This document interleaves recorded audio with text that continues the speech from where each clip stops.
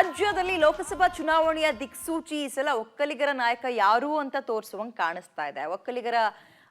ಒಕ್ಕಲಿಗ ನಾಯಕರುಗಳ ನಡುವಿನ ಫೈಟ್ ಕೂಡ ಜೋರಾಗ್ತಾ ಇದೆ. ಇದರ ನಡುವಲ್ಲಿ ಡಿಸಿಎಂ ಡಿ ಕೆ ಶಿವಕುಮಾರ್ ವಿರುದ್ಧ HDK ಹೊಸ ಬಾಂಬ್ ಒಂದನ್ನ ಸಿಡಿಸಿದ್ದಾರೆ ನಿನ್ನೆ.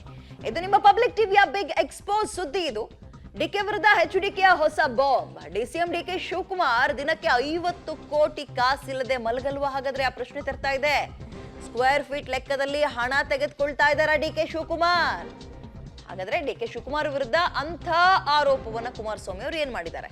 ಬೆಳಗ್ಗೆ 9 ಗಂಟೆಗೆ ಇನ್ನೇನು ಅಂದ್ರೆ ಈಗ ಬರೋ 9 ಗಂಟೆಗೆ ವಿಶೇಷ ಸಂದರ್ಶನ ಪ್ರಸಾರವಾಗುತ್ತೆ ಪಬ್ಲಿಕ್ ಟಿವಿಯಲ್ಲಿ.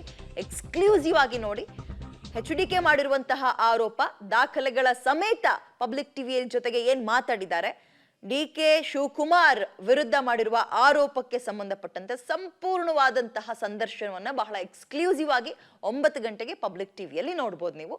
ಇದು ನಿಮ್ಮ ಪಬ್ಲಿಕ್ ಟಿವಿಯ ಬಿಗ್ ಎಕ್ಸ್ಪೋಸ್ ಸುದ್ದಿ.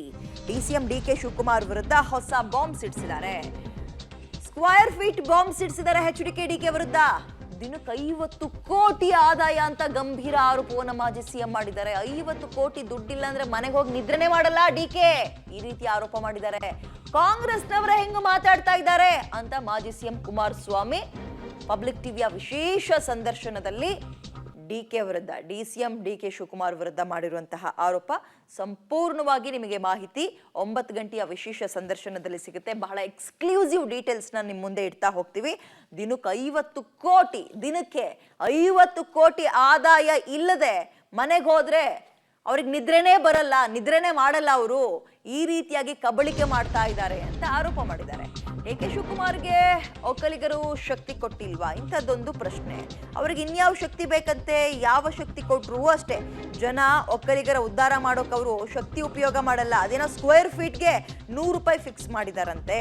ಪಬ್ಲಿಕ್ ಟಿವಿಯ ವಿಶೇಷ ಸಂದರ್ಶನದಲ್ಲಿ ಇಂತಹ ಗಂಭೀರವಾದ ಮತ್ತು ಬಹಳ ಇಂಟ್ರೆಸ್ಟಿಂಗ್ ಆರೋಪಗಳನ್ನ ಮಾಜಿ CM Kumaraswamy D K Shivakumar ವಿರುದ್ಧ ಮಾಡಿದ್ದಾರೆ. ಇವತ್ತು ಬೆಳಗ್ಗೆ 9 ಗಂಟೆಗೆ ಪ್ರಸಾರವಾಗುತ್ತೆ. 9 ಗಂಟೆಗೆ ಮಿಸ್ ಮಾಡದೆ ನೋಡಿ.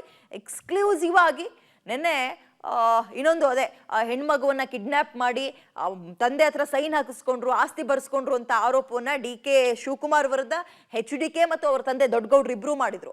ಅದರ ಸಂಪೂರ್ಣ ವಿವರವನ್ನ, ಅದರ ಜೊತೆಗೆ ದಿನಕ್ಕೆ 50 ಕೋಟಿ ರೂಪಾಯಿ ಇಲ್ಲ ಅಂದ್ರೆ ಅವ್ರು ಮಲ್ಗದೇ ಇಲ್ಲ, ಮನೆಗೆ ಹೋಗಿ ನಿದ್ರೆನೆ ಮಾಡಲ್ಲ, ಇದನ್ನ ಅವರ ಪಕ್ಷದವರೇ ಮಾತಾಡ್ತಾ ಇದ್ದಾರೆ. ಇಂತಹ ಹಲವಾರು ಗಂಭೀರವಾದಂತಹ ವಿಚಾರಗಳನ್ನ ಒಂದು ಕಾಲದ ಜೋಡೆತ್ತುಗಳಾಗಿದ್ದಂಥವ್ರು ಈಗ ಮುಗಿಬಿದ್ದಿದ್ದಾರೆ. ಅಂತಹ ಇಂಟ್ರೆಸ್ಟಿಂಗ್ ವಿಚಾರವನ್ನ HDK ಹಂಚ್ಕೊಂಡಿದ್ದಾರೆ ಪಬ್ಲಿಕ್ ಟಿವಿ ಜೊತೆ. ಶಕ್ತಿ ಬರುತ್ತೆ. ಆಮೇಲೆ ಮೈಸೂರಿನ ಶಕ್ತಿ ಕೊಟ್ಟಿಲ್ವ ಜನ? ಇವರು ಶಕ್ತಿ ಕೊಟ್ಟಿಲ್ವಾ? ಇನ್ಯಾವ ಶಕ್ತಿ ಬೇಕು ಅವ್ರಿಗೆ? ಅದರಿಂದ ಯಾವ ಶಕ್ತಿ ಕೊಟ್ಟರು ಜನಗಳು ಒಕ್ಕಲಿಗರು ಉದ್ಧಾರ ಮಾಡೋಕ್ಕಲ್ಲ, ಶಕ್ತಿ ಉಪಯೋಗ ಮಾಡೋದು.